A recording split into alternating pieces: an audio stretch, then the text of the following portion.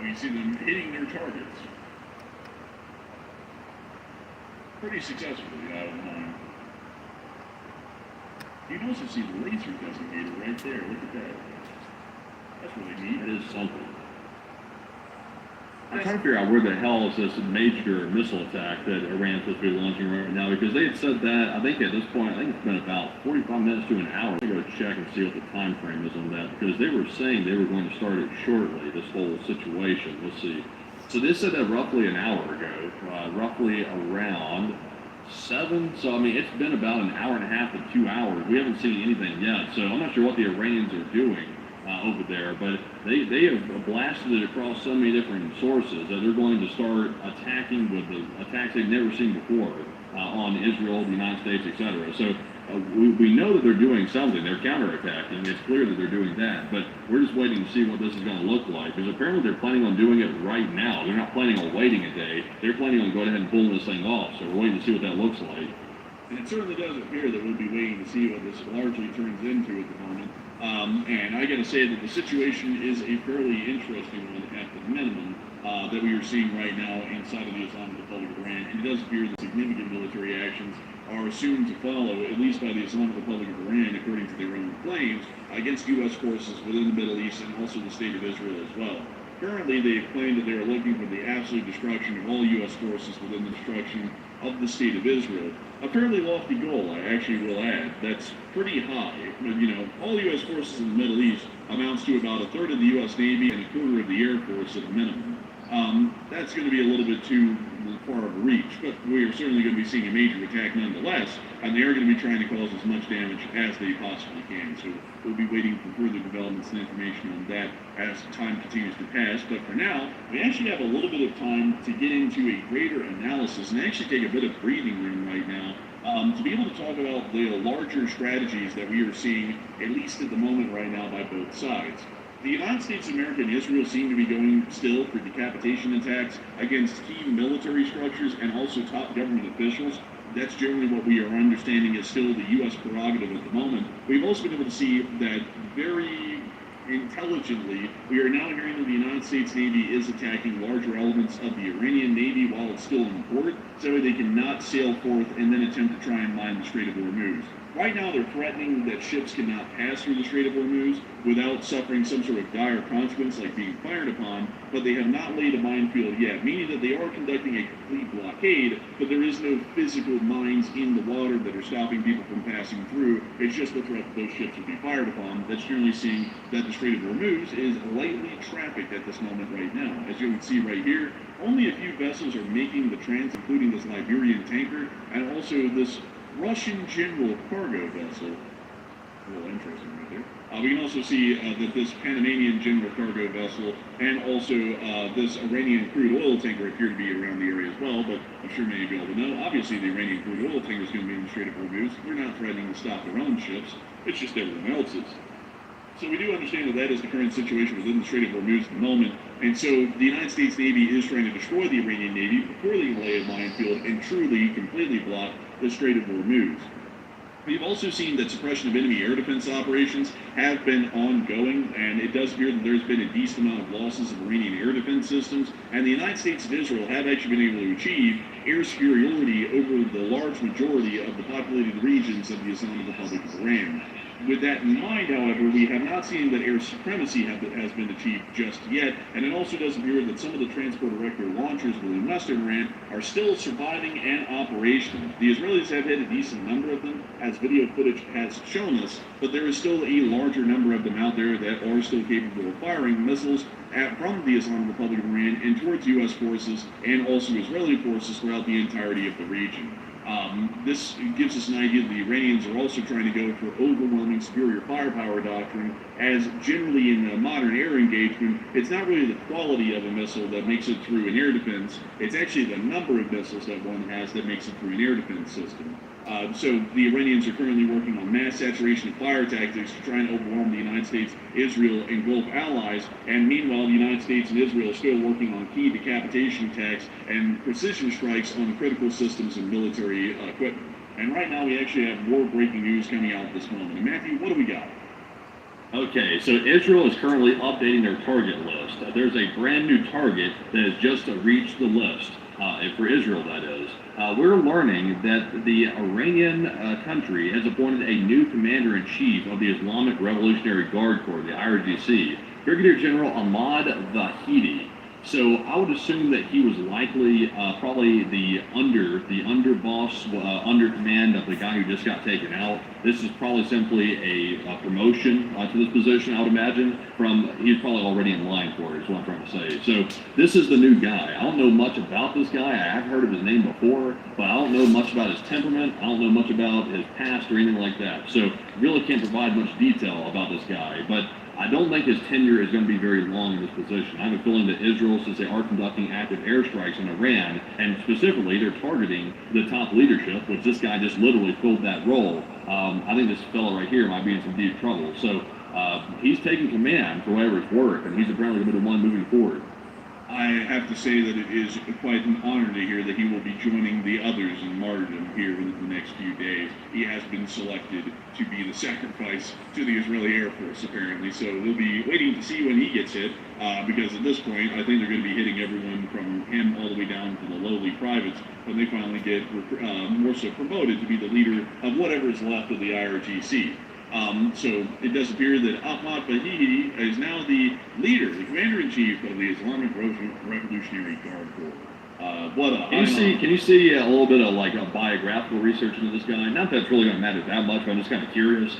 Is this guy, is he known for anything, or is he simply an underling that got promoted? So let me see here. He is a commander, let's see. In December 2025, he was appointed the Deputy Commander-in-Chief of the IRGC. He previously served as the Iranian Minister of Interior from 2021 to 2024, and is currently a member of the Expediency Discernment Council. Interpol has issued a red notice for his arrest in connection with the 1994 AMIA bombing in Buenos Aires, Argentina. In 1988, he was appointed commander of the Extraterritorial Special Forces of Iran's Islamic Revolutionary Guard Corps, the Quds Force, which specializes in unconventional warfare and military intelligence operations. He was the Minister of Defense under Mahmoud Ahmadinejad from the 3rd of September of 2009 to the 15th of August of 2013, and he was also the president of the Supreme National Defense University from 2016 to 2021. Vahidi is sanctioned by the United States and the European Union for alleged involvement in terrorism and nuclear proliferation. So this guy's got a pretty big rap sheet. Interesting. Excuse me, by the way, goodness, getting a little choked up there. But we also have a little piece of news here I do want to address real quick. I've been alerted by a couple of different viewers that apparently there are a few possible incidences happening across the country on highways. I'm currently getting word about 2 hours ago that there was a mass casualty incident apparently in Ohio. It sounds like there was a major semi-crash involving multiple cars. Some people are speculating, by the way, that maybe this was something involving Iran. I don't see any evidence of that whatsoever. So this appears to be just a normal crashes. Of course, crashes happen all the time in the United States. It's nothing new. And also semi-crashes, that's also quite a normal thing. So I don't see any evidence to show that this is something that's coordinated or intentional by any means whatsoever. It appears to be just an accident. So just wanted to lay those rumors to rest real quick. I'm seeing some people say in the chat. I think it's just an unfortunate accident. And it does appear that it's most likely an unfortunate accident. I mean, as far as terrorist attacks go, causing a multi-car pileup happens almost daily on U.S. interstates and motorways. So generally that would be a high unlikelihood that would be happening. I mean, just to put it in perspective for y'all, around 40,000 U.S. citizens die yearly in auto-related fatalities or vehicle-related fatalities. So hearing about a multi-car pileup, especially in the middle of winter, probably in some more significant weather in Ohio, doesn't really give us any sort of indication at the moment there is some sort of terrorist activity afoot that created that current situation. So we will be waiting to get further information on that, but it's highly likely not a terrorist attack. I do see some people talking about, let's see, also someone said Lima is a dangerous place even without what's going on, so that kind of gives us the answer. We also have more breaking news coming out at the moment. Okay, so we do have some more breaking news right now. So we have two different stories. I'm going to start with, we have a Navy story out of Bandar Abbas, by the way, and we also have some more information about chaos happening in Baghdad right now with the U.S. Embassy. Let's jump into the Baghdad story first, because I think that one's a little bit more pertinent. The other one's more about analysis. We'll get into that in just a minute.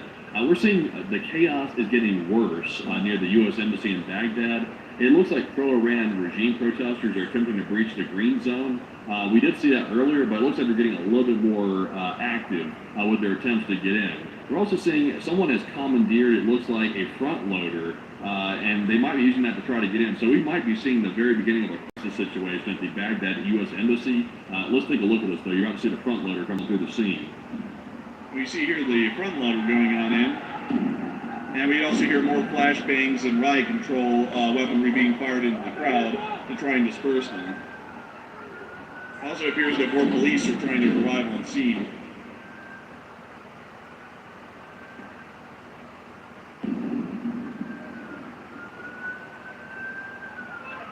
We do not know what happened to the front loader. It just kind of disappeared at some point in the clip and appears to have gone up towards the fray. So we don't really know how the security forces are going to be dealing with that one at the moment. That might be a little bit of a larger situation. We've also been able to see that a large number of the Goddard-class midget submarines, which are quite truly midget, they are incredibly small, appear to be inside the port at Bandar Abbas at the moment, and 3 of the Kilo-class submarines, all 3 out of the 3, are currently in Bandar Abbas, with 2 of them currently out of service at the moment. We can actually see those over here. So it does appear that at the moment, most of the Iranian Navy has not even left port within Bandar Abbas from the latest satellite photography, which was taken about several days ago. And we also understand that most of the Iranian submarine forces are midget submarines, which don't really pose a threat to the United States Navy. The one submarine class the Iranians do have that would pose a threat would be the Kilo-class submarine, of which they only have one operational Kilo-class sub. That one could pose a little bit of a threat, but the United States is most likely sending out its dips and such things to try and listen out and see if there is a submarine nearby or getting close to the carrier strike group. If it does, they'll drop a torpedo in the water and they'll get it. So not really that big of a threat. But nevertheless, it does seem as though we are seeing that further information has not come out yet about the Iranian strike, and while they did state that they were going to be conducting a doomsday plan about an hour and a half ago, actually I believe at this point it's about, yeah, it is actually an hour and a half ago or so, it does not appear that they have been conducting that action just yet at the moment. So we're still waiting to get further additional information on that right now, and it also appears that we have a fairly interesting poll to address right now. So Matthew, what do we got? Okay, so the poll question right now says, what is the risk of Israel using nuclear weapons on Iran? Because Iran is about to carry out this quote-unquote doomsday order. They're about to do that. They are dragging their feet a little bit, but I think that's because they're preparing or they've either stated the announcement too early, something. They've done something here, but they're currently stalling a little bit, but it's coming. I think that's pretty much expected. They now have a martyr on their hands, which is Khomeini, and I think that's going to make them act. So what is the risk of Israel using nuclear weapons on Iran? It looks like 59% said it's very low risk, while 18% said it's very high risk, and 14% said it's moderate risk. And of course, there's a couple of things. First of all, Israel technically does not have nuclear weapons officially, but they kind of also have them as well. It's kind of a weird situation with that. It's believed that Israel has nukes, but they don't ever acknowledge it because they don't want to create diplomatic issues with other countries. So they can technically use them, but I don't know if Israel's going to use them unless their state is literally on the verge of being wiped out by this attack. So I would say it's a moderate risk. I wouldn't say it's a low risk, but I would say it's moderate. I'm with the 14%. Israel does consider it to be a very, very, very potent situation. I'm trying to find a polite way to word this, but they find it to be a very potent situation. They feel a little bit trigger happy to really teach Iran a lesson. So that's why I'm saying it's not a low risk, but it's not a high risk either. But Enforcer, what say you? And I see a lot of people finding absolute outrage in Matthew saying they don't have them, but they have them, but he's right. Now, technically, Israel doesn't have nuclear weapons. They've never conducted a test that we've been able to confirm is a Israeli nuclear weapons test. There was one that happened inside of the Southern Pacific way back in the 60s. We believe it was an Israeli nuclear weapons test, but nobody's ever been able to put it on them. And additionally, they have never officially announced that they have nuclear weapons, at least publicly, and that they're willing to use them. Both of those things would generally be required for a country to be recognized as a nuclear power. And those two things have never been done by the Israelis, which gives us an idea that they are not a nuclear power, at least publicly. However, we do know that they have nuclear weapons. That's basically a poorly kept secret that they are nuclear armed. And so for that reason, officially, for all nations around the world that are concerned, they're not a nuclear armed country, but in reality, they definitely are a nuclear armed country. However, the use of a nuclear weapon against the Islamic Republic of Iran is highly unlikely. And while we have heard that some people in the past have stated that the Israelis have threatened to use nuclear weapons, the reality of using a nuclear weapon for Israeli is two-pronged. If they use a nuclear weapon, for one, that's generally opening up Pandora's box for nuclear escalation around the entirety of the globe in theaters that don't even concern Israel. Secondly, there is also the significant risk that the Israelis are then going to have a significant international response, considering that countries like the United Kingdom and France, generally, and really the entirety of the European Union, generally view nuclear proliferation as a fairly bad sort of an outcome. And so they might start to conduct heavy sanctions against the state of Israel, and we may see that would largely cut off Israel from most of the outside world, including Russia and China, which they keep somewhat neutral relations with, and that would generally lead them to the United States being a slightly indifferent partner to them, but wouldn't really see them in a great situation, at least in terms of foreign policy. So Israel using a nuclear weapon is fairly unlikely, and to be entirely honest with you all, the Iranians and the damage that they would even be able to oppose in the attack that's about to come up, I have a feeling that's not going to be significant enough that it would pose an existential threat to the Israeli state to where they could justify the use of some form of nuclear weaponry in the defense of the sovereignty or existence of their state in an existential crisis. So I'd have to be entirely honest with you all, I do not think that that is going to be the case anytime soon, and I think that even if it did get close to an existential crisis for Israel, they still probably wouldn't use it because they would know the repercussions internationally of using a nuclear weapon, which would then see them recognized as a nuclear armed power, and one in violation of standing international and nuclear treaties. So with that, I hope that does address it the best it can. So let's jump back real quick to our Iraq U.S. Embassy story in Baghdad. We are getting a separate video showing a different angle of that front loader going to the scene. It appears to be that front loader is under the command of possibly the protesters, it looks like. I don't think it's under the command of anybody associated with the embassy as far as I'm aware. So it appeared to make its way into the green zone. I'm not sure if obviously they can't stop a front loader unless they have something to actually get in the way of it. A person can't just stand in front of it and stop it. I think it will mow somebody down. It's obviously a huge vehicle. So I think that thing might be within the perimeter or at the perimeter of the embassy possibly. So we're trying to get an update about this front loader situation because the people will have a hard time breaking in, but the front loader might try to bust its way in because it's such a big vehicle. We see the thing generally bust its way right into what appears to be a blockade in front of it and may have been able to break on through. Riot control measures are still being used against the crowd and the vehicle at the time the video ended. So it does appear that at the moment we are getting the general idea that the situation in the green zone in Baghdad is a fairly complicated one and a fairly difficult one at a minimum. So we are currently still tracking that situation right now. And outside of that, we are still waiting, actually, interestingly, for that Iranian attack to happen. The IRGC did claim they were going to be conducting... It started. It started right now. So the Iranians have just started. We believe this is their doomsday attack. We believe this is what this is. Red alerts are popping up all over central Israel. It's also expected to spread across Israel as well. We're hearing that the Iranians have launched a new round. We're currently getting a map showing the area of the current threats. But like I said, these threats are expected to expand very, very soon. So apparently it has begun. I believe we're like 20 minutes out or so, possibly, from this. So we're about 20 minutes out from missiles arriving. But that's my estimate right now, so we'll have to see here. And it does appear that at the moment we have been able to confirm that as of 4 minutes ago, a new round of Iranian ballistic missiles has been fired, and we've also seen a significant air raid zone within Israel, which includes not only the larger parts of Tel Aviv, Ashdod, and also, I believe, Ashkelon along the coastline, and even Netanya. We also see that it includes significant settlements within the area of the West Bank, which is technically a part of the Palestinian region. So it does appear that at the moment there is a significant aerial threat that is being posed to the largest population centers within Israel, and we are now hearing that shelter-in-place orders have been given. We are also probably likely going to be seeing here soon that we'll start to hear of air raid warnings and threats around U.S. military installations around the region, and we'll probably start hearing about heavy air defense activity. Considering that missile attacks take about 12 to 20 minutes to reach Israel from Iran, it's highly likely that we could start to hear the first news from U.S. military facilities here within a few minutes, and probably the missiles will start to enter Israeli airspace within about the next 8 to 9 minutes. We'll be waiting for that information while we are live on air, but we can generally understand that the combined air forces of Israel, the United States, Jordan, the Royal Air Force, and possibly others are currently within the air right now over Iraq, Jordan, and Syria, attempting to conduct air interdiction against these missiles if it is at all possible, and any drones that may be fired by Iran. We've actually seen, interesting enough, that the Iranians have not used as many drones this time in their attacks as they did the last time in large swarms.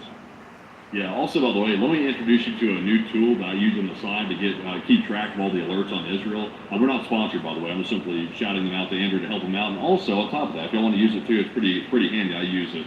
Punch in Tzafar Red Alert. There's a website for it. They also have an app too. That generally shows you the red alerts across Israel. Right now, they're currently populating the red alerts that are taking place right now in central Israel, and it looks like those alerts are rapidly growing as we're looking at right now. So there should be a map there that's popping up that you should be able to see all the red alerts currently active. These appear to be all of the red alerts that are currently active right now, so we can confirm that the larger area of central Israel is under an air raid alert, and we do believe that's going to be extending significantly here to Tel Aviv in a very close moments. So we are currently watching the situation once again developing, and it does appear that the air raid alerts are continuing to spread at this moment. We'll be keeping an eye on central Israel right now and seeing how much farther these air raids begin to spread. It is only going to be minutes away from Iranian missiles entering the airspace of the state of Israel, and we are currently awaiting that information. Right now, those missiles are highly likely over western Iraq or getting close to the Jordanian border around the halfway point. And that also means that U.S. air defenses and also Israeli air defenses at this point would be getting just about inside of range to be able to fire at them. Terminal high-altitude air defense systems, or the THAADs, have a range of about 180 miles, and some versions of the Patriots can reach out to about 110. Usually the Patriot reaches out to about 90 miles at maximum. So that means that anywhere in between 180 miles would be the THAAD engagement distance, 90 miles to 110 miles would be the engagement distance of the Patriot air defense systems that are based around the area right now. The U.S. Air Force and the U.S. Navy may also be engaging and shooting down some of these missiles as well, meaning that we may be getting footage here incredibly soon out of western Iraq and eastern Jordan, showing us possible interceptions that are already happening in that area. We'd also know that Israel is probably not the only country that is under attack. It probably includes multiple other Gulf states as well. But we have more breaking news coming out at this moment. Okay, so we have a few pieces of breaking news, but number one, though, I want to tell you all that it looks like the red alerts have definitely spread. This is a very large attack that's about to take place. Currently, central Israel, Tel Aviv, Jerusalem, the West Bank, we're seeing a lot of Israel lit up with red alerts right now. So the major population centers are about to be under threat as of right now, as of 7 minutes ago. We are hearing that in addition to that, all the Gulf countries are apparently also under attack once again that we're seeing here. So this is a big attack. So this actually might be that quote-unquote doomsday one that they were talking about. We'll find out here in just a minute. It'll be about 20 minutes and we'll find out. We're also seeing as well that Iran is not escaping the wrath of the United States. At the same time, we're seeing that several U.S. airstrikes have hit Zahedan, Iran, or Zahedan, a city about 20 miles from the border with Pakistan. And of course, Pakistan is an active war zone right now with the Afghan situation as well. So the whole situation is a war zone, like everywhere in the whole place is a war zone right now. So we're seeing Zahedan right there, as you can see on the picture. That's a new strike. It does appear that we are confirming new strikes within Zahedan, within eastern Iran at the moment. This is about 20 kilometers away from the Iranian-Pakistani border, and it is showing that U.S. airstrikes are not even missing any moment of opportunity, even if they are incredibly close to a border area like the town of Zahedan. This also would lead us to believe that there is some sort of military facility within Zahedan that they've attempted to target and destroy. And if we were to take a look around, we might be able to find that here, but we won't really be able to. Oh, it is an Army rotary aviation element, which we can see right here. It appears to have some Mi-17s, possibly even some CH-53s or Mi-17s, some AH-1 Cobras, and other sorts of aircraft along those lines. It appears that those have been directly hit and knocked out, which might be indicating that the U.S. is about to be doing something else, but we'll have to wait and see on that one. I can't really say that on air. Also, by the way, I don't mean to, stretch y'all's attention between two major conflicts, but just a quick note on the side real quick. Bagram Air Base has been airstruck by Pakistan.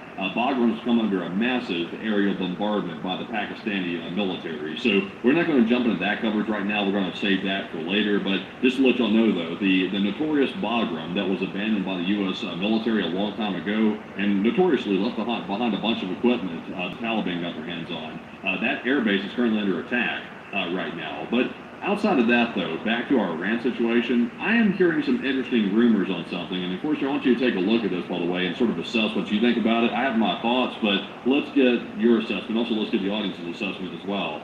We are hearing a rumor that allegedly, and I say take this with a grain of salt, a U.S. Navy submarine might have sank an Iranian ship with a torpedo.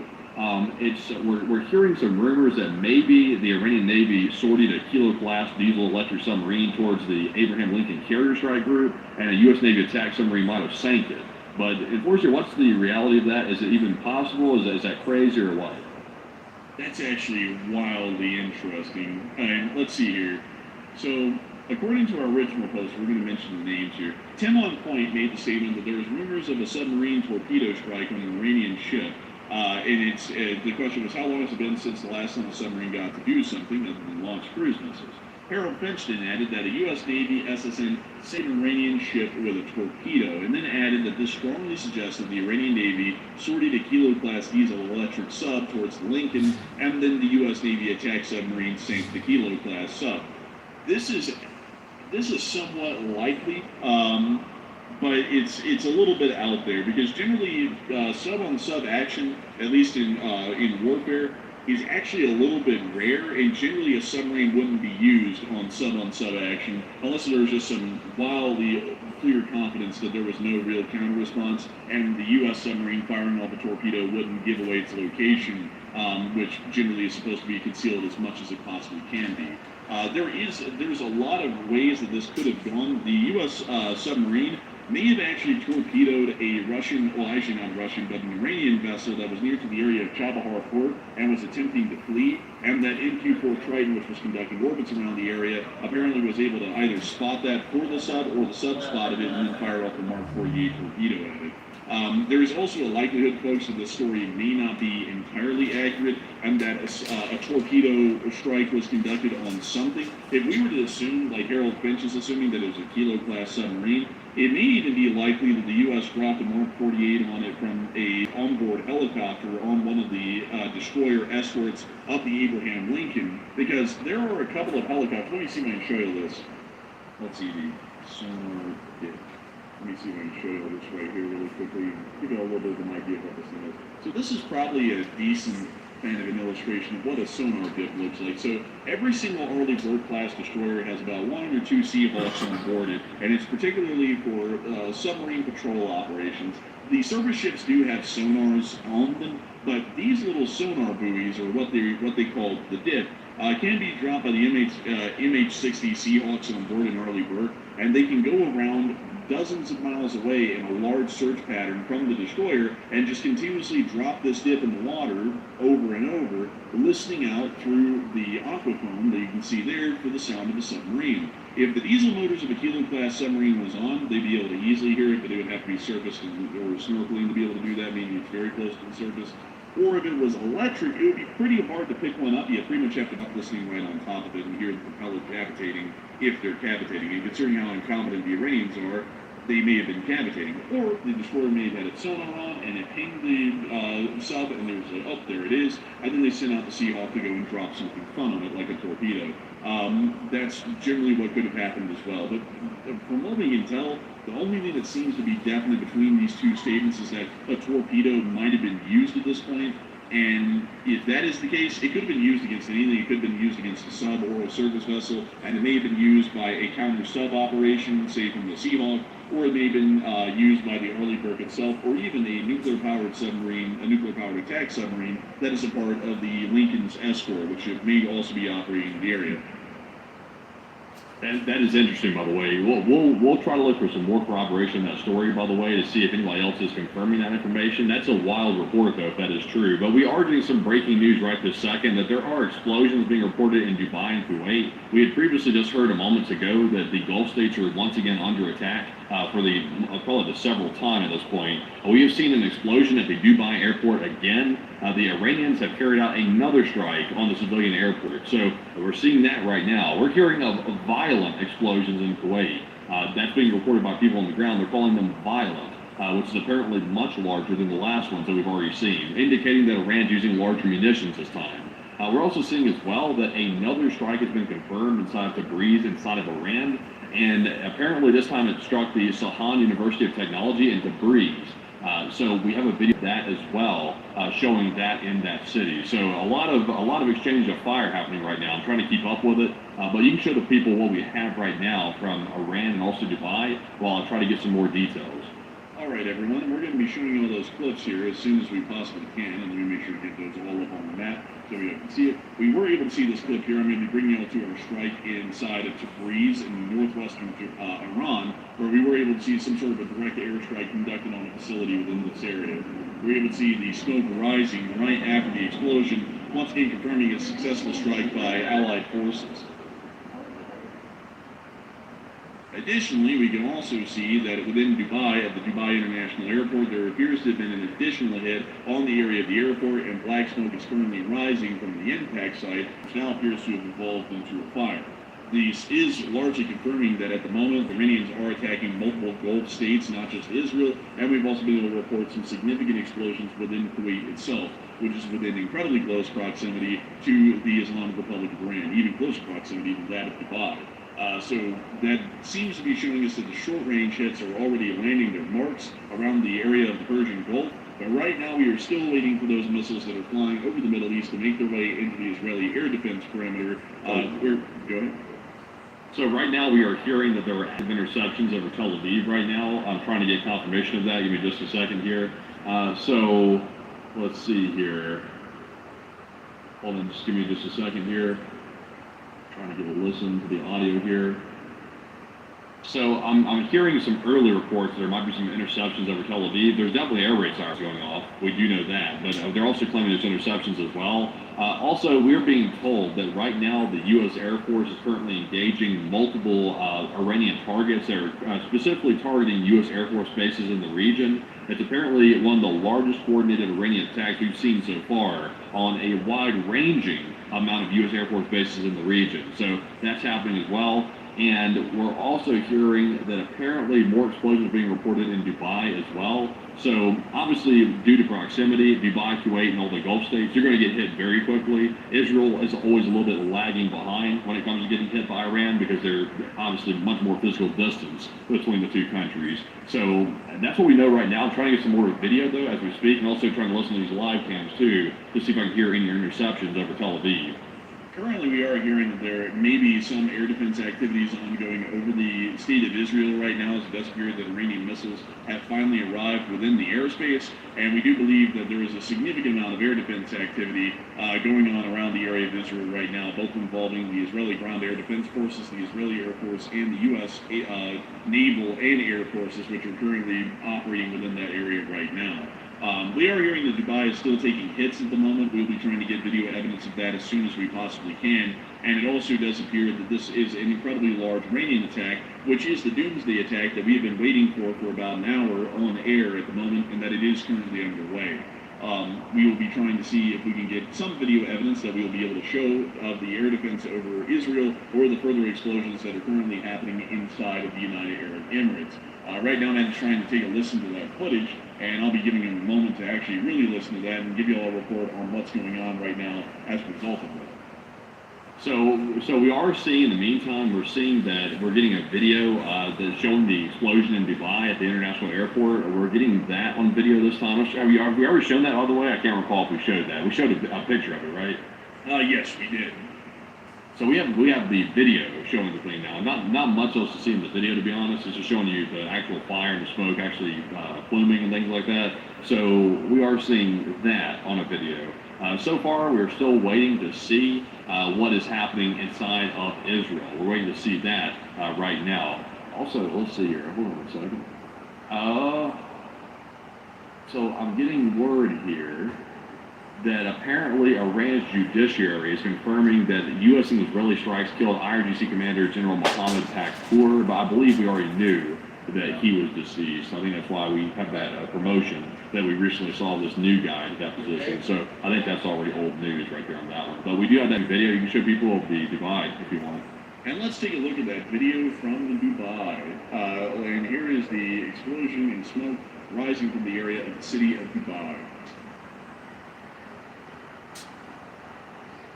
That is directly along the main concourse at the Dubai International Airport. Once again, confirming that additional strikes have hit the airport as of recently. I was able to also find all air alerts are currently sounding over the Beersheba area, which is one of the major population centers inside of southern Israel. And we've also been able to see some video footage that was actually published of U.S. F-35 Lightnings operating off the deck of the USS Abraham Lincoln in the strikes that are currently being conducted against the Iranians, which we can see right here.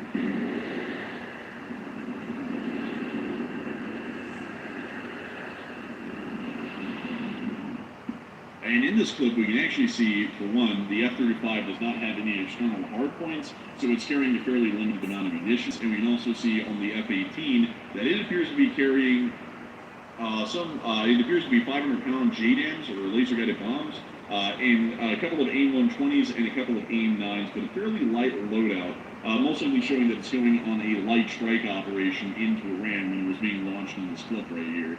We are hearing that Tel Aviv is under attack at the moment. Matthew, what do we got on that? Okay, so I'm currently hearing the sirens are going off nonstop across Tel Aviv right now. I've not heard interceptions yet. We are hearing the sirens sounding across the entire city right now. So we're expecting interceptions to be imminent any second now. I'll let you know when I hear some start to explode. But so it sounds like some of the sirens are turning off possibly. Let's see here. I haven't seen any interceptions yet, so it's possible that maybe some of the Israeli Air Force aircraft have intercepted some of those missiles outside of Israeli airspace. That's possible as well. It sounds like the sirens have just turned off as of right now. It could be they only run for a certain amount of time. That could be it. Or it could be that possibly they've eliminated the threat. We're not really sure. But we're waiting to see if there's any interceptions over Tel Aviv right now. Some people are saying that Jerusalem's also got something going on. I think that's also a target of this current attack that we're seeing right now. So we will wait to see if we get some interception videos out of either one of these places as of right now. I am securing confirmation in the chat that apparently the sirens have been turned off for the most part. Not sure if that means the risk is over, but we are seeing right now that apparently the sirens are at least shutting off temporarily, but not really sure what that means right now. We will be waiting to get any further developments out of the area of Tel Aviv at the moment. It is under some sort of an ongoing air attack by Iranian missiles that have been fired once again. And we'll be trying to get as much updates on that as we can here within the next several moments, probably within seconds or minutes from now, that we'll be getting some further updates. We also have been able to see and hear that apparently the Islamic Republic of Iran is dealing with some still ongoing significant developments within the country. There are uprisings still happening by large parts of the public. There's now pro-regime rallies also happening alongside those in the streets, basically going at odds with each other. And currently, we have also heard that there is an ongoing constitutional crisis within Iran, as the IRGC is still trying to appoint a supreme leader without the mullahs gathering together to try and appoint one themselves.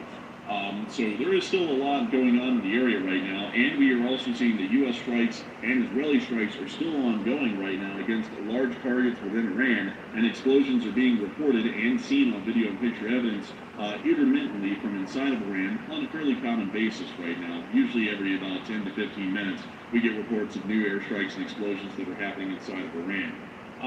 We are going to be waiting for a little bit of further additional details and information. And also I see a lot of people asking, what did Dubai do? What did the UAE do? We don't really know, actually. That's been a huge mystery in the live stream and this one. We actually don't know what the United Arab Emirates has done to incense the Iranians. We don't even know why. It's a complete mystery. We are guessing that it's because they're rich and Iran isn't. And then on top of that, the UAE generally has a lot of Westerners that come there and travel there and sometimes even move in and live there.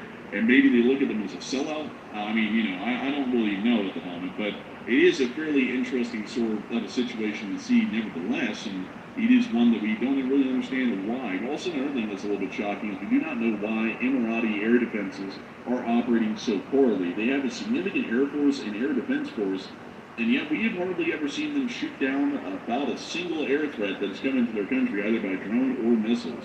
Emirati civilians have died in the process, and we just don't know what in the world is going on with that. You would generally think that with the amount of military equipment they have, for air defense purposes that they would be using it like the Qataris. But oddly enough, we still have not seen, about literally 24 hours in since the beginning of the attacks on Iran last night, that they have really used any air defense systems. But we do have more breaking news coming out at this moment right now. And Matthew, what do we got? Okay, so I'm currently looking at the red alert map. It looks like Iran is now targeting the Negev base down in the southern part of Israel. It looks like they're currently targeting that location right now, which they did target during the 12-day war as well. In fact, we saw confirmed hits during the 12-day war in the Negev desert. So it looks like they're currently striking down in that area, or they're about to momentarily. We're also hearing as well, the Iranians are saying they targeted the defense industrial complex in Tel Aviv with these recent strikes, and also the ongoing strikes that we're still hearing about right now. So they're claiming they're hitting military targets. That's what they're claiming. But we have not seen confirmed impacts, at least in this most recent strike. We haven't seen that. So we simply don't know. So we're currently eyeing the Negev desert to see what's happening down there, because apparently that's the newest target. And we will be keeping eyes on the Negev desert. From what we hear, that is the ongoing target, and apparently air defenses are also probably at work as well already, trying to intercept and shoot down those incoming missiles. It does also appear that there is a significant amount of information that is still coming out of the region that we are trying to make sure to track and follow. But while we are waiting for the incoming news out of southern Israel this moment, I do want to see that we can generally get to another little bit of analysis right now, a generally more important one, which is what is going on with the Iranian Navy.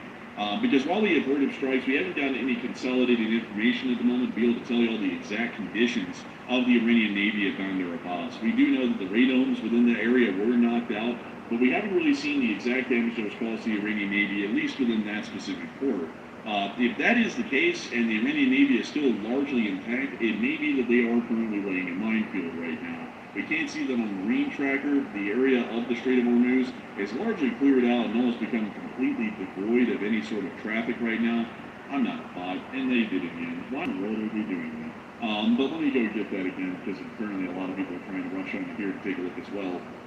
And we can see right here, the Strait of Hormuz is largely empty. There's usually an endless slew, it's basically an interstate here, of ships passing in and out of the Persian Gulf.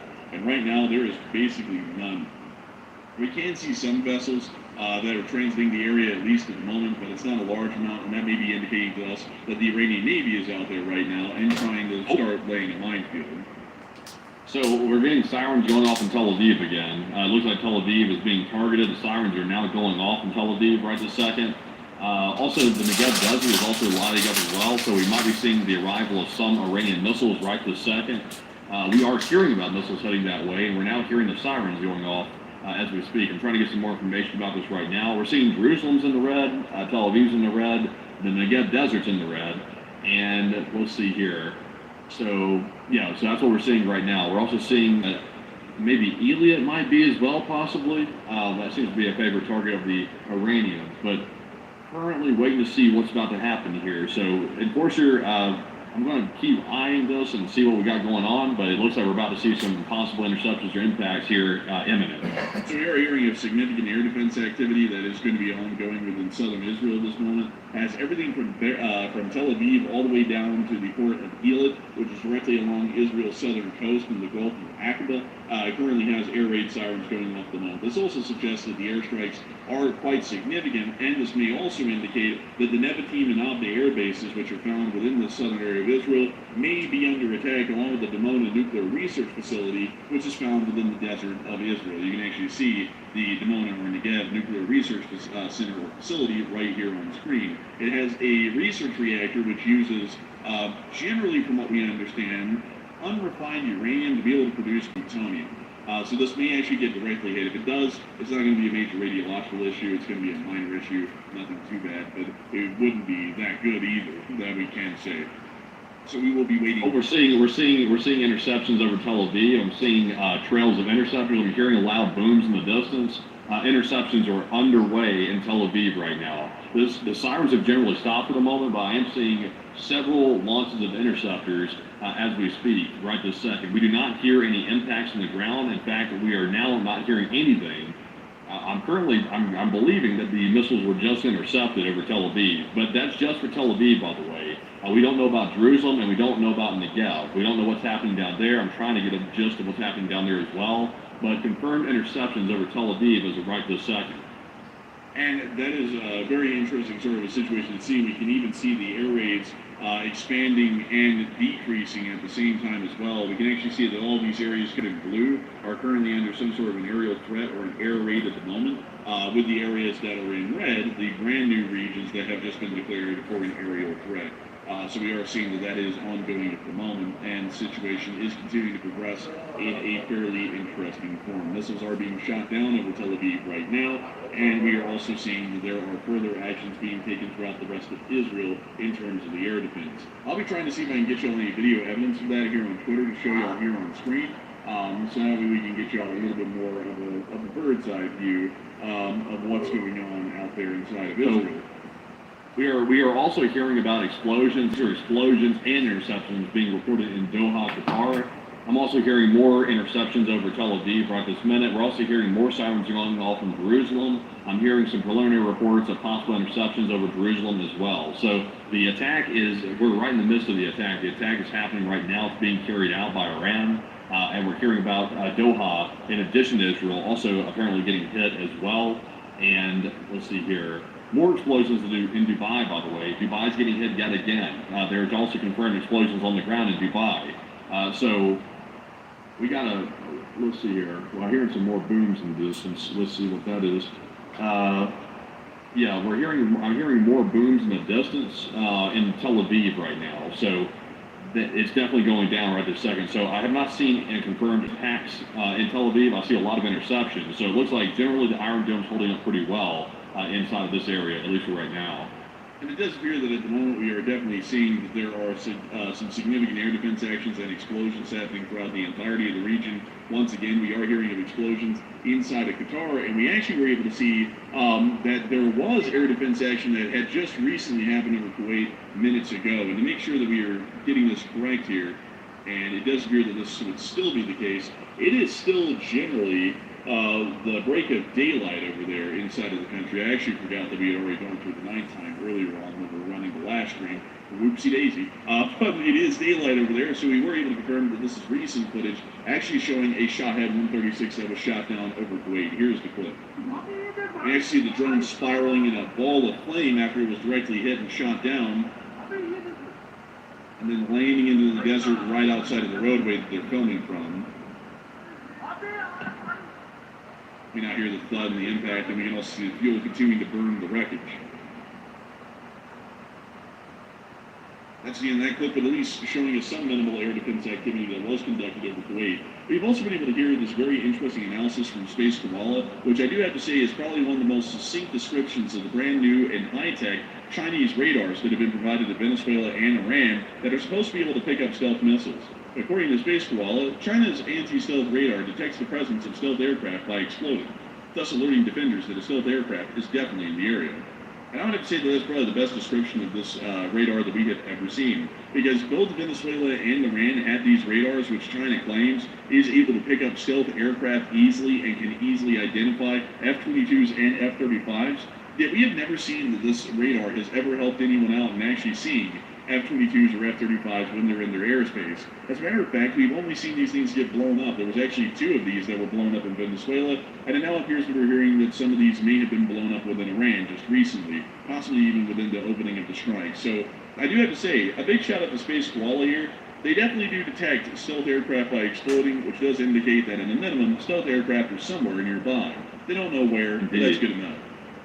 Also, by the way, I can't go into too many details about this because we don't want to violate YouTube's terms of service and stuff like that. But we're hearing that Iran is making very unwise threats against the United States and also people involved with the United States. They're making very unwise threats right now.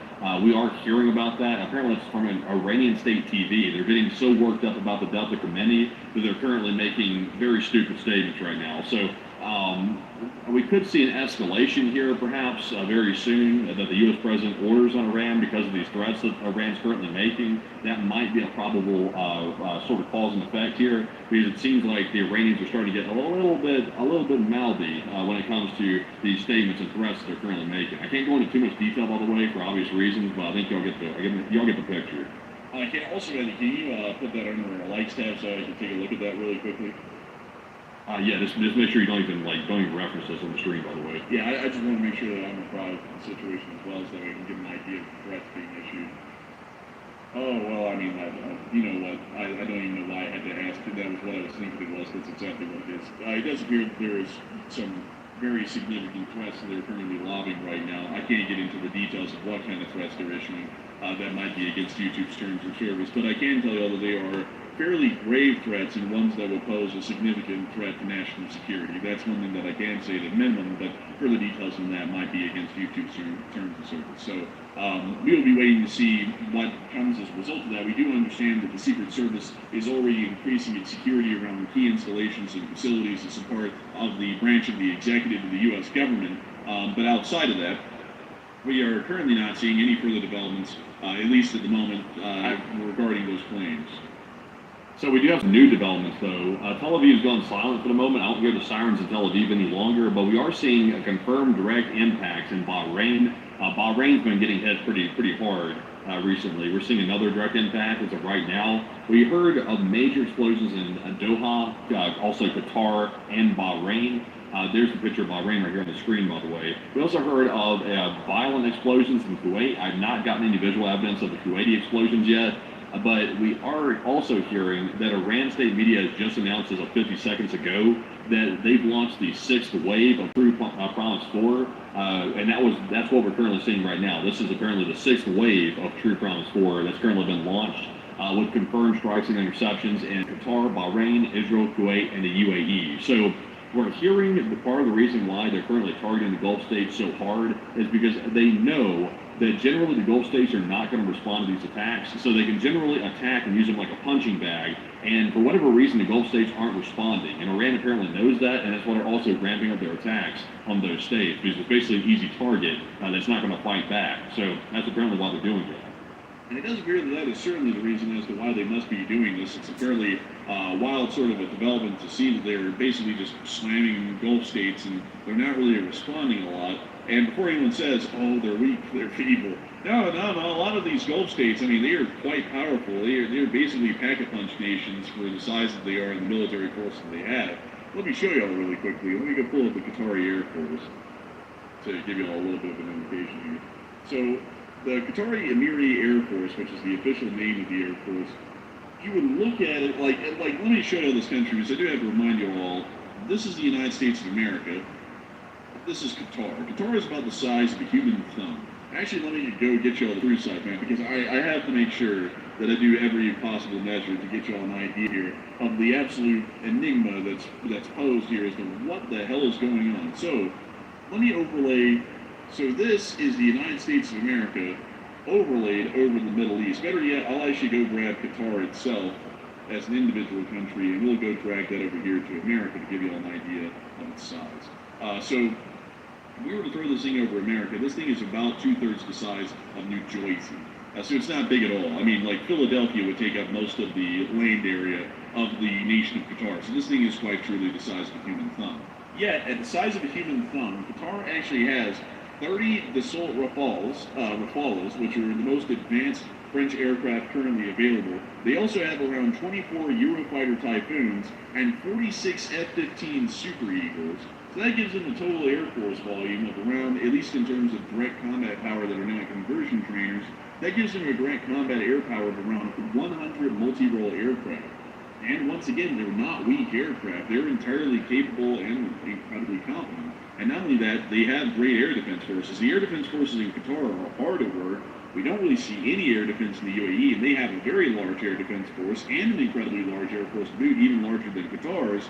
And yet, none of these pack-a-punch nations are doing anything against Iran in retaliation for the attacks that they're conducting not on U.S. forces within their countries, but on civilian infrastructure and their own innocent civilians within the Persian Gulf. I mean, it's really an odd sort of an occurrence, and I do not know why in the world they have taken so long to respond, because I would assume that they would immediately respond, yet they're still getting slammed, and we haven't seen an offensive action or a counteroffensive action by any of these nations yet. Yeah, that's true. And also, by the way, we are getting a little bit more breaking news right this second. I am seeing here that we have a video of a direct impact over Doha, Qatar. We've gotten a video of that, by the way. And then after that, I have something really cool to show y'all, by the way. So this is a glimpse into the U.S. ISR reconnaissance capabilities. We'll get into that in just a second. But for right now, though, this video right here is about to show you a direct impact in Doha, Qatar that just took place. So let's take a look. And you can see here the air raid sirens going off as the smoke is rising in the city after the impact. Moving on from that clip, which is a very tiny clip of what's going on in Doha, Qatar, we also were able to see this. Let me explain this one real quick, because this is fascinating right here. Let me go ahead to this Tel Aviv cam so I can focus here. This is fascinating. This right here appears to be laser-based ISR, because if you notice, this is not a normal picture that we're looking at right here. This appears to be extremely detailed to the point. This resolution is crazy, by the way. I believe this is a laser-based system of some sort, but that vehicle you see right there in the center is an Iranian, I believe, a TEL launcher. I think I'm pretty sure that's what that is. That you're looking at right there. This is a U.S. capability that you're looking at. That is beautiful right there. How clear that really is. That's a rare look into it.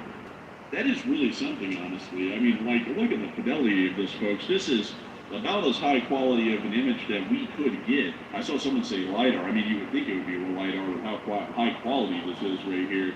But it is a very interesting sort of an ISR imaging capability. It really neat to see. And it also is very interesting to know that we are using this to specifically target and destroy the air defense systems of the Islamic Republic of Iran, showing the suppression of enemy air defense is going quite swimmingly. This thing got blown up right after this part of the still that we're seeing right here. But very high quality footage, incredible stuff to see. Moving on out of that, we have been hearing about those continued explosions within Bahrain, and we are still waiting to see further developments and information at this moment right now. I see a lot of people talking about the ongoing situation with the Orb of Judgment. The Orb of Judgment has disappeared, folks. I just want to make that clear. The Orb of Judgment was seen about an hour before the U.S. hit Tehran, and then after, you know what's kind of interesting, Matthew, coming to think about it, the Orb of Judgment always shows up when someone important gets captured or killed, coming to think of it. Yeah, it does show up then. I am almost certain, by the way, and of course, it'll always sound a little bit crazy until we get some type of official confirmation.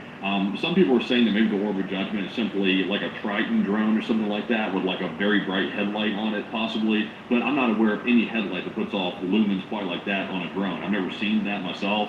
So it seems to be a unique aircraft that is sort of novel in its capabilities. There's also the movement of the aircraft. It seems to be a little bit strange as well whenever we see the Orb of Judgment show up in a spot. So I would assume it's some sort of intelligence, surveillance, reconnaissance ability of the United States that we are not aware of. It's probably a classified ability of some sort, because it appears too often directly preceding U.S. action on foreign countries. It always seems to show up right before the U.S. does something. Not when other countries do it, but when we do it, it seems to show up. So whatever the thing is, it seems to be under U.S. control to a certain degree.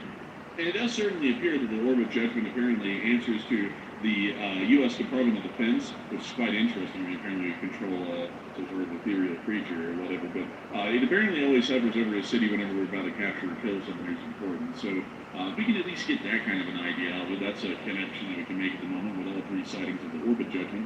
And we'll be trying to figure out some more information on the Orb of Judgment if we can ever get it. We don't know if we will. But also a lot of people talking about the bright light on the front of the drone. That wouldn't really make a lot of sense, because the whole idea of the drone is that it flies at an incredibly high altitude and it's generally hard to detect or see, or at least it's generally out of reach a little bit. And putting a giant light on it to the point that it's literally a giant glowing orb in the sky really wouldn't make a lot of sense. We are hearing that sirens are once again going off further in Tel Aviv right now, as the air defense situation is still ongoing over that area. Yeah, so we are hearing the sirens going off in Tel Aviv once again. We're also seeing, let's check the red alerts here. Let's see, red alerts all over. Like, we're seeing red alerts, Tel Aviv especially. We're seeing the Negev deserts being lit up once again. We have not seen any impacts in Negev, by the way. I haven't even seen interceptions in Negev, so I'm not sure what's up with that. But currently we're seeing cameras scanning the skies of Tel Aviv. They're currently looking for interceptions. The sirens are blaring, by the way. Like, it's hard to hear anything over the sirens, but they're currently in a heightened state of alert. They're on the hunt for incoming Iranian missiles. So I'll let you know if I hear an interception here in just a second, and I'll keep you up to date. we have been able to hear that China, aka Kylie Jenner, has stepped forward with a Pepsi. We are now hearing that they are urging everyone for an immediate ceasefire, and can't we all just get along and have a bottle of Pepsi? Y'all probably all remember the commercial I'm talking about.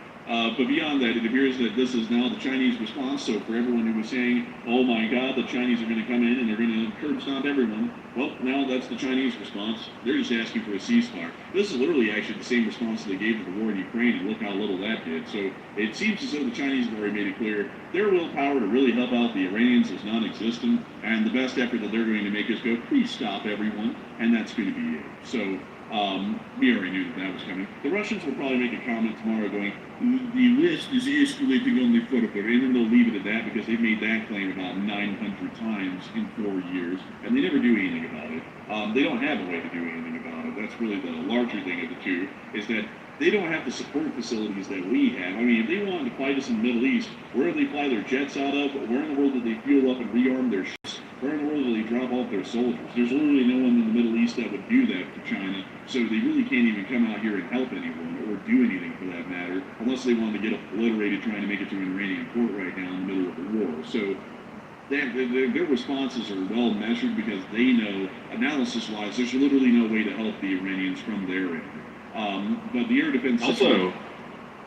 I'm sorry, go ahead. Oh, no, go ahead.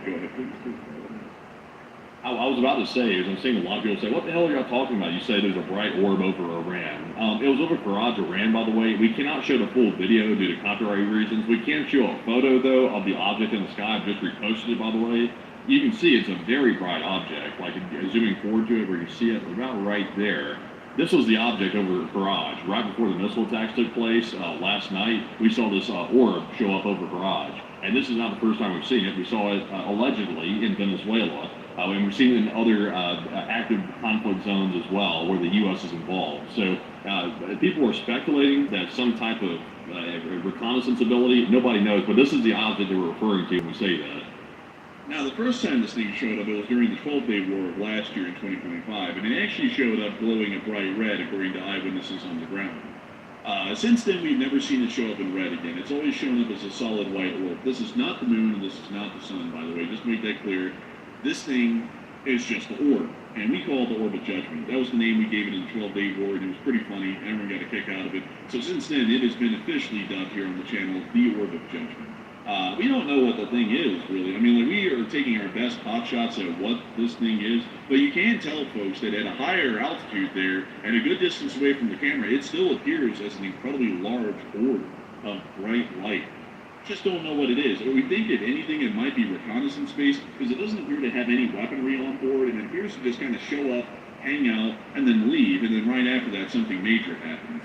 I mean, some people have gone as far as calling it maybe some sort of an angel of some sort from biblical description. Which, I mean, like, it kind of, like, you know, like if you kind of notice, like, just like not getting into the religious side of things because we don't talk about it here. I mean, it kind of does seem like it matches kind of like a biblical description, at least in the basic framework, because usually, if y'all don't know, in biblical terms, angels would usually show up to mark some sort of a significant event that was soon to happen. So a lot of people have been calling this the angel. Maybe we could call this I guess the angel of doom, because usually whenever this thing shows up, it just means bad things are about to happen for someone somewhere. But I like to call it the Orb of Judgment because it's a bright orb. Yeah, I don't know if the angels are showing up right before widespread death is about to take place. That'd be a little bit out there, at least in my opinion. But that's very subjective, so it's up to you to determine what you think about it. But me personally, I don't know about that being angels showing up, because right after this thing left, death and destruction reigned.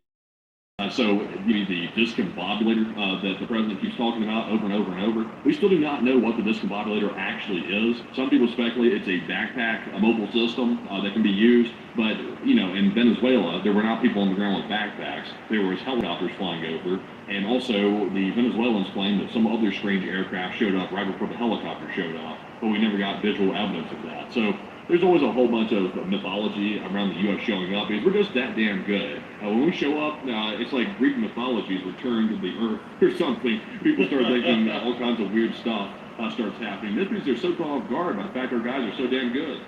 The truth of it is, this is some sort of U.S. military technology that hasn't been disclosed to the public. That's probably the truth of it. Because the fact that it shows up before every U.S. military operation, but it doesn't show up any other time. Like, it doesn't show up when the Taliban-Pakistan war begins. It doesn't show up in Ukraine. Well, actually, I think this thing did show up in Ukraine at one point, but that was a long time ago. And we don't even know if that's the same thing. But anyways, it shows up all over the place when the U.S. is about to go do something, so it is probably a U.S. piece of equipment. It's just that we can't see it because it's so damn bright, so we can't really tell exactly what it is. But with that in mind, I hope we have been able to address the orb for those who may have been unknowing of the all-seeing orb and the orb of judgment in its all of its glory of its throne. But we are going to be continuing to cover the developments that are happening right now. And also, by the way, Matthew, I do want to make sure that if I say this, we will probably want to get towards answering questions here within about 20 minutes or so, because we don't want to overdo this stream, because we do have to wake up tomorrow and basically get back to doing this endlessly all day again tomorrow. So with that in mind, what do we have coming out right now? So I think, folks, I'm not sure. Hold on a second. Let me do this a second here. Sirens are going off in Tel Aviv again. Currently watching the scene here if there's any interception.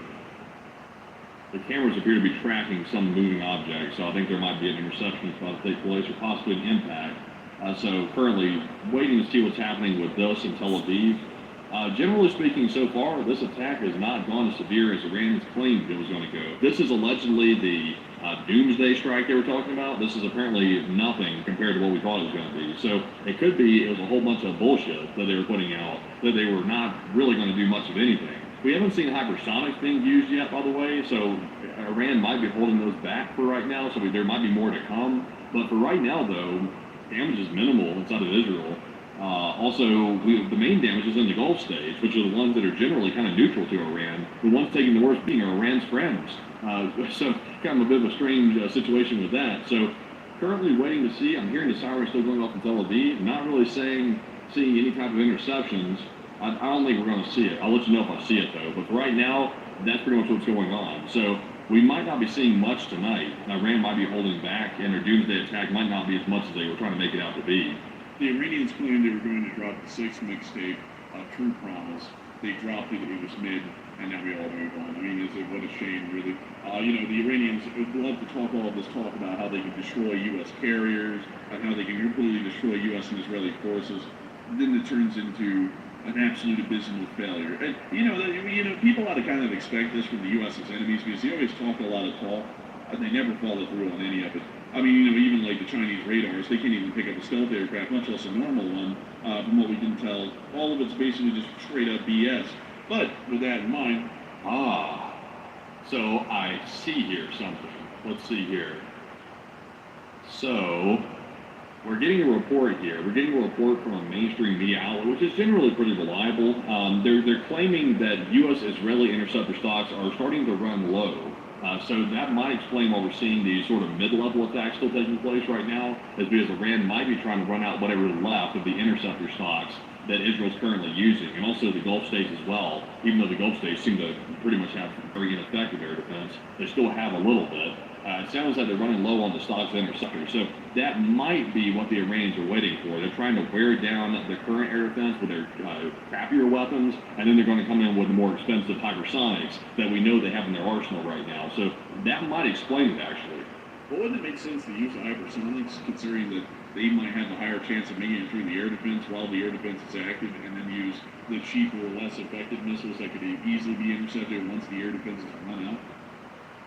Well, I think what Iran might be trying to do here, I think what they're trying to do is use their cheap to mid-tier missiles to overwhelm and empty out the interceptor stocks of Israel, so that way they can then launch the actual doomsday order. And I'm trying to give them a little bit of leeway here because, of course, they just claim they're about to do it now, and they really didn't pull it off. But they could be trying to perform the hypersonic attacks in the midst of a wide-ranging ballistic attack. So it might be that possibly, but that once again, I'm trying to see if there's maybe some type of legit argument here that Iran's trying to make, but we don't know. It could still be bullshit for all we know. It could be. I'm kind of leaning towards that a little bit. I mean, maybe it's not, but at the same time, they only have a limited number of TELs. It's not like they can fire off all those missiles that they have in storage in one go. So I mean, it still would be a heavy limiting factor. and I think they're already working at 100% volume for the TELs operationally, but we'll see. But outside of that, folks, I do have to say that while we are covering this news right now, and we do have another breathing moment here, if y'all been enjoying our news coverage again on the second stream of the day, this one has now been about 2 hours long already. I believe it's actually been about 2.5 hours long, as a correction there. But I do thank you all so much once again for watching so far. If y'all have enjoyed, please make sure to subscribe. We've been running streams practically religiously at this point on this topic over the past, we're really about 24 hours at this point. We've run on total 4 breaking news live streams in 24 hours, each one averaging about 5 to 6 hours each, just about. So it does seem as though we could definitely be seeing that this will be continuing tomorrow. We'll probably be having to continue the same work after tomorrow. So with that in mind, if you want to hear further developments and information of the same kind of quality and information, please make sure to subscribe, because if it wasn't for folks like you, we wouldn't all be able to make this channel possible, and we wouldn't have a wonderful group of people to inform around the entirety of the world what's going on in your own backyard, in some cases, or what's going on far overseas that isn't covered in your domestic news cycles for those here in the West. So with that, I hope that does address that well. But I just saw someone say, "Bro, you sound compromised." No, I'm tired as hell. Like, that's the truth. Like, my head, I got a bad headache, I'm dehydrated, I'm tired, and we're still running this thing. Compromised? No. Tired of shit? Hell yeah. So with that in mind, we are going to be making sure to continue to cover the developments that are going on in this area. And Matthew, do we have any further developments right now? So right now we appear to be in a bit of a lull state right now. We are seeing that apparently missiles are still en route to targets. By the way, we're seeing Manama Bahrain's also taking another hit. It appears to be a hotel this time. So once again, Iran's back to their terroristic ways of striking civilian infrastructure instead of hitting military targets. So that's generally what's happening right now, is just a bunch more strikes that we've been seeing so far. But with that, folks, while we're taking a bit of a break here, let's get a couple of our current super chats that are currently in the queue while we wait for more breaking news to break out of this ongoing attack that we're seeing right now. So our first one here is going to be a super chat which goes to B. Justin. We put in a $100 support. And thank you very much, Just for that support. We appreciate that. It's very generous of you. And Enforcer, what say you? Hey, thank you so much for the incredible support and helping this channel to keep running. And we're on to the next one. We also have a $100 support from Kratos, who said, "You two are awesome, and we appreciate your grind." And thank you so much for the unbelievable support, Kratos. And we try our best to stay on that grind. And I gotta say, folks, I thought it wouldn't be too hard to run a second stream. But interestingly enough, talking as how I'm talking, it is actually kind of getting a little bit exhausting. I thought maybe we were going to run a high-quality show like a Spielberg or something like that here on the second show, and I got to be honest with y'all, 2 shows a day, I mean, we are really kicking it these days. I mean, we are going in high gear, and that's coming right off the tail end of a already major live stream that it ran for, I believe, it ran for 6 straight hours, and then we did another 2 hours after that, really after only about a 40-minute to an hour-long break. But a big thanks to you so much once again for support and helping this channel to keep on running. I hope that it does that well. We are very honored to know that so many people are really enjoying our work effort and the news that we are putting out, because at the end of it all, folks, you're going to be shocked. The Enforcer channel runs on 2 people. That is me, and that is Enforcer Matt. The 2 people who are on air, we run everything on air and off air on the show. It's a decent amount of work, but we're always honored, and we hope that our passion and our dedication to this sort of work always shows through in the kind of quality that you'll get on air. Because we do literally everything to be able to make this show a reality every day, multiple times a day at this point. So a huge thanks to you so much once again. I hope that does address it incredibly well, Kratos. And we are on to the next one. And we are seeing, by the way, the sirens going off in Tel Aviv yet again right now. So we are seeing that. So we'll keep an eye on it. I'll let you know if there's an interception. But moving on to our next super chat. In the meantime, though, a big shout out to Hoy War, who put in an $80 supporter. And thank you very much for that support. They said, "Here's some sweet Aussie dollars for the hardest working team in war correspondence. And I've been watching you since the start of the war in Ukraine and tune in nearly every day. And they have given us up to speed and keeping us informed." Thank you so much for enjoying our work. And thank you so much for appreciating the news that we cover and the kind of information that we try and provide. I got to thank you so much for watching us through all this time. You've watched this channel evolve quite a great deal, and really come over the whole entire situation as far as what's been going on over the past 4 years. We went from covering the Ukraine war as our only topic of news to now we cover every single conflict largely going on in the globe that is of any major strategic importance. And I got to thank you massively for the support. Help this channel to keep on running, because it is folks like you who help make this channel possible and help us to keep this thing running. And so with that, I hope that has addressed that well. And with that, we are on to the next one. Also, by the way, a big shout out to Based Soda, who just put in a $50 support as well. And thank you, Gross Based Soda, for throwing in that support. And of course, it's very generous. They said, Uber some Motrin and gallons, jugs of water. My treat. Thank you so much for the support, Based Soda. And I might have to get myself like little gallon jugs of water and just like guzzle them while I'm on the air, because I mean, like, water is something that is actually kind of hard to come by while I'm running the show. But then again, I talk nonstop. Dead air is a bad thing for a show. And a lot of people are like, God, this guy loves to hear himself talk. If I had a choice, folks, I would stop talking a lot. But the reality is that if we do that, this show becomes a lot slower paced and then a lot more boring. And we want to make sure that when y'all are watching the news, it actually sounds interesting. There's always something going on, at least at minimum. People seem to enjoy that a lot more than just dead on silence in the middle of nowhere. But a humongous thanks to you so much once again. I hope that those were said incredibly well. And with that, we are on to the next one. And we also have a super chat coming up here from none other than George Allison, who put in the 50. And thank you very much, George, for that $50 super chat. He did not leave a comment, but we appreciate you very much, George, for helping to keep the channel running. We also just got a $100 support from YouTube guy Tom. And thank you very much, YouTube guy, for that $100 support. We appreciate that very much. Very generous of you. He said, you guys are awesome. And thank you so much for that incredible support, YouTube guy. And you are awesome for supporting this channel and help us to keep our work going. And so big thanks to you once again. And we are on to the next one. Also, by the way, someone said, I love y'all's voice, that sportscaster voice. This is actually my real voice, by the way. People think I'm putting this on, and people think Andrew's putting his voice on. This is the way I sound in real life. I've gotten it my entire life. People will see me in person. My voice does not match my face. It doesn't match me either. I'm sort of a, I guess not really slim necessarily, but I'm not exactly what you call like a big burly type person that would generally have a voice like this. So people were like, dang, you have like a radio voice. I'm like, I guess so. So I guess we're putting it to good use. But anyway, moving on to our... What's funny, man, is that we'll go around in public, folks. We didn't get this a lot in Alabama, but once we moved our headquarters out here to Utah, which is basically just where we live, once we moved out here to Utah, basically everybody that we talk to in public would be like, are you a singer? Do you do radio? Are you on TV? And we're like, no. We're like, well, YouTube, but not TV or anything. And then people are like, are you a singing man, Kathleen? Sing a song. And we don't sing. Like, we're terrible at singing. You can ask anyone who's been around for a minute. We've tried it. It's bad. But anyways, go on to the next one. We also have a $50 support from none other than Chris Feilbach. And thank you very much, Chris, for that 50. He said, about martyrdom, it takes about 86 years, and don't you kind of suck at it? I think it's kind of a fair assessment, just saying. I mean, like, that is kind of like a good point. I mean, the guy's like almost like dead from old age, and then he gets martyred. Then is that really martyrdom, or is that not? And it's an interesting one. It's an interesting one indeed.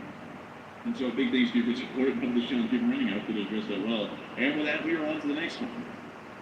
We also have a $100 Canadian support, 100 Canadian that is, from Joel Whitlock. And thank you very much, Joel, for that massive support as well. He said, if you think there were any chemical warheads or pharmaceutical weapons that we've heard about.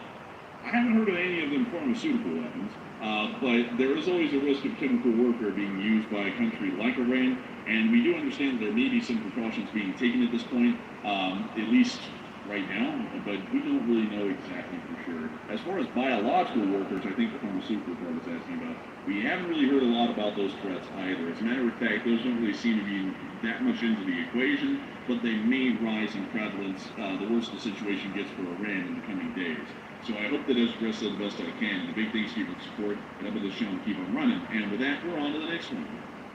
And we also have a super chat this time from none other than Yanara Sorkapour. And thank you very much, Yanara, for that 50. And they said, first time I can give a super chat. And I've been following y'all silently since day 780. And you're doing an absolutely amazing job. And you deserve your fun for Costco chicken, coffee, and everything else. And it needed to keep up with all these events. And love from Canada.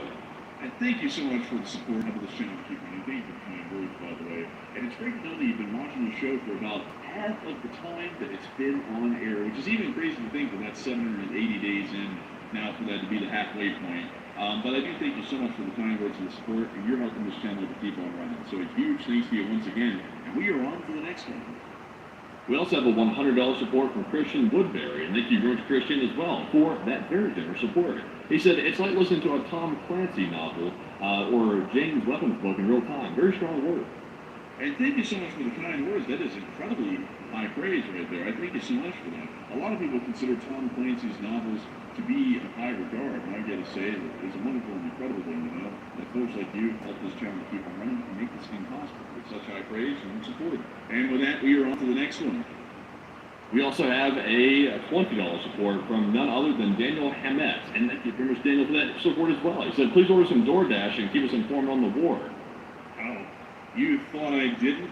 Oh, yeah, I'm just kidding. I actually had to go out and try and get something, actually, at the little interim that we had. And then right when I got back, folks, I was eating the appetizer that I got because I hadn't had anything to eat all day until we got off the show, the first one today.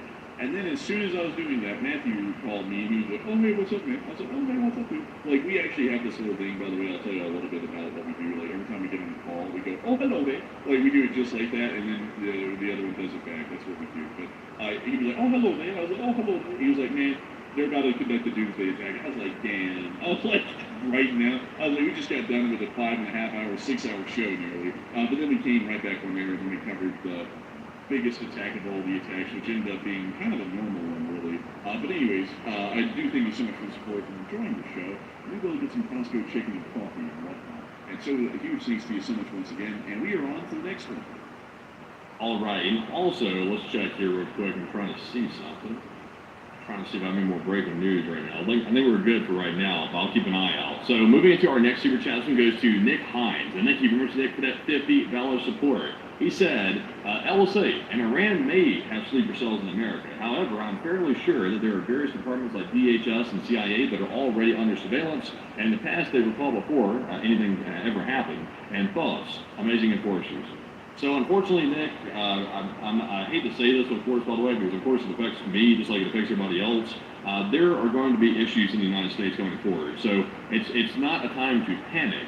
That's the key, because the whole point of these situations is to cause people to panic. So you don't want to do that, or you're giving right into the terrorists. But you do need to be vigilant when you go out in public. Because you never know what these people are planning to do, so it's wise to be vigilant. It's good to think about self-defense, and don't be oblivious when you get into crowds and stuff like that. In fact, me personally, I'm going to probably avoid crowds. I did that anyway, but I'm definitely going to avoid them now. But enforcer, what say you? I would have to definitely agree on that. It's best to avoid crowds at the moment. But there's definitely going to be some homeland security issues coming out from this. And generally, it's not the CIA who looks over that sort of stuff here on the domestic front. That would actually be the Federal Bureau of Investigation, also called the FBI. They actually have groups, undercovers, and a whole bunch of agents that basically observe and watch these groups. There's actually a great guy out there right now who wrote a book. He was actually an undercover FBI agent, and he was the one who infiltrated the groups like the Klan and the Base and other groups like that. He has some very wildly interesting stories that he's published out there on YouTube, and he's even written a book about it. But generally, it's the FBI that takes care of that sort of the stuff, where those develops domestically, but they can't catch all of them. So there is definitely going to be some sort of an issue or some sort of attacks that happen on U.S. soil, and that requires a great deal of vigilance and also heightened security by the citizenry themselves to be able to protect the whole of the United States of America from these ne'er-do-wells that may be here within our own borders right now. So I hope that does address that the best I can. The big thanks to you for the support and helping this channel keep on running. And with that, we are on to the next one. And we also have a $50 super chat from James Hughes. And thank you, James, as well. I said the fourth super chat is 3 days. I love giving it to you guys because, but not to YouTube. But you guys are doing such great work, and thank you. And thank you so much for the kind words. We're glad to know that you appreciate our show and you want to support it. And we thank you so much for helping it keep. Hey, you can go sign up to see the latest video. And hey, you got help out much first.